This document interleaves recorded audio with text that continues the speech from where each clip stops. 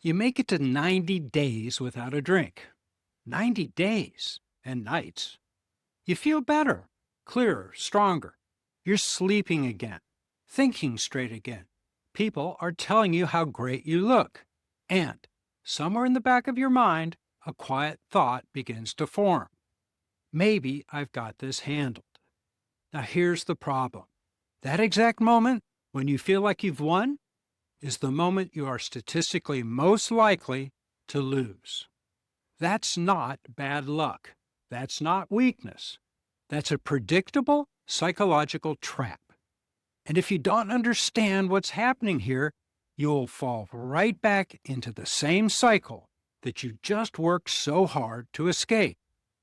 In this video, I'm going to show you why that happens, and more importantly, how to prevent it. Because staying sober past 90 days is not about willpower. It's more about understanding three very specific lies that your brain begins to tell you. Let's start with the first one. The first lie is this: a period of sobriety means I'm cured. Now, on the surface, that sounds reasonable. You stopped. You stayed stopped. You proved you could do it. So, the conclusion feels logical. If I can stop, then maybe I can control it. That's the trap. Because what actually happened during those first 90 days is primarily physical recovery. Your brain chemistry stabilizes, your body returns to its physiologic baseline. The acute withdrawal phase is gone, and your mind misinterprets the absence of that pain as the absence of disease. I'll give you a clinical analogy. If someone has a severe life-threatening peanut allergy and avoids peanuts for a year, they feel fine. But that doesn't mean they're cured. It means they haven't been exposed. The condition is still there, waiting. And alcohol works the same way for the person with what I call chemically mediated disinhibition syndrome. The mechanism hasn't changed. You've simply removed the trigger. Now here's where it gets dangerous. You may not relapse all at once. You relapse incrementally, in negotiations. I'll only drink on the weekends. I'll keep it to one or two. I'll start later in the day. And that's exactly what happened to me. After a full year sober, not 90 days, a full year, I convinced myself that I could reintroduce alcohol in controlled amounts. And for a short time, it looked like it worked.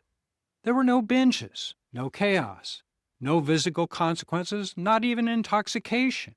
But internally, the war had already restarted. The mental obsession came back, the planning, the bargaining, the quiet pull. And here's the part most people don't expect. I was losing control of my life again without ever getting drunk. That's the mechanism. It's not about intoxication. It's about reactivation of that mechanism. So the first principle is simple but not easy. Stopping is not the same as being cured. And now the second lie. Quitting means giving up something that makes my life better. This one is powerful because for most people, alcohol is associated with connection, relaxation, confidence, and relief. If you believe alcohol gives you those things, then sobriety becomes deprivation. You're not choosing freedom. You're resisting pleasure. And that's a battle you will eventually lose. So let's strip this down scientifically. Alcohol is a central nervous system depressant. It does not create positive states. It only suppresses negative ones. Specifically, it suppresses activity in the brain's prefrontal cortex and amygdala, the parts of your brain responsible for judgment, inhibition, and self-awareness. In plain language, it releases the brakes. So, when you feel more social, more confident, more relaxed, alcohol didn't add anything. It removed something. It removed your awareness of anxiety, of self-consciousness. It removed restraint. You didn't become better. You became less inhibited. That's a crucial distinction, because if alcohol is not creating joy but simply numbing discomfort, then your relationship to it changes completely. You're no longer giving up something valuable. You're removing a chemical escape hatch, and that leads to a very different question. If I'm not drinking to feel good, what am I trying to avoid feeling? And discovering and managing that is where the real work begins. Now, the third lie. This is just who I am. You hear it all the time. I drink because I'm alcoholic.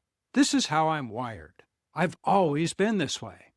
It sounds like self-awareness. It sounds honest. But in practice, it becomes a trap because it locks your behavior to your identity.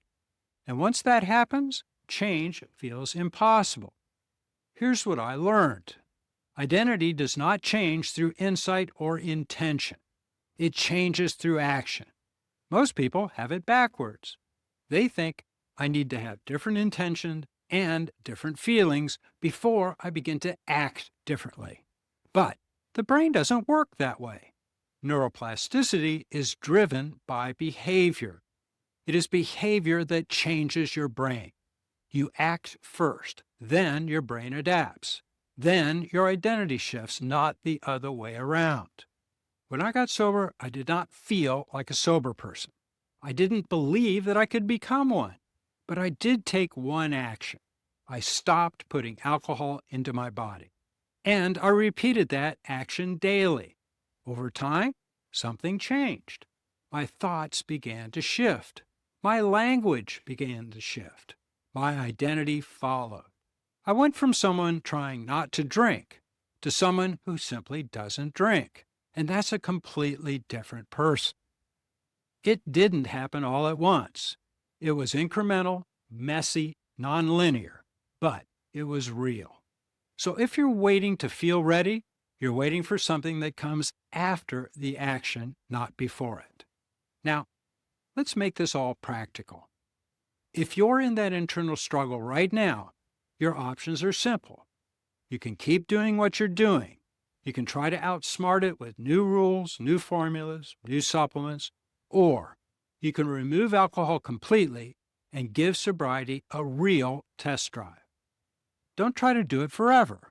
Just try to do it long enough to see what actually happens when that variable is removed. Because the danger at 90 days isn't going to be physical. It's going to be cognitive. It's psychological.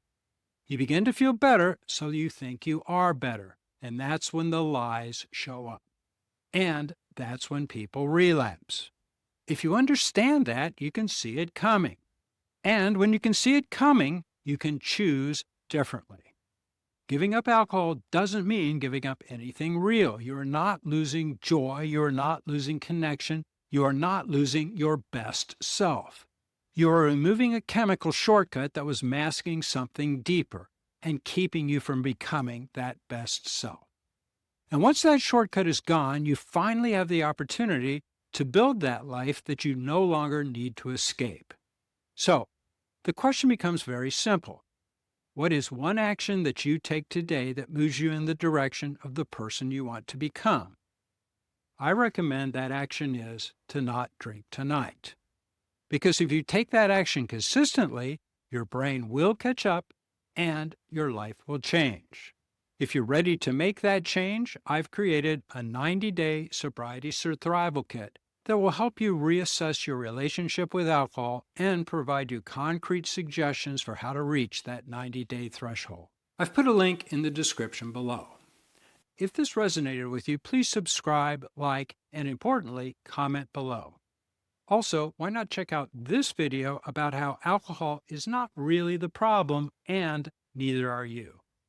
I'm Dr. Donald Crowe, and I'll see you in the next one.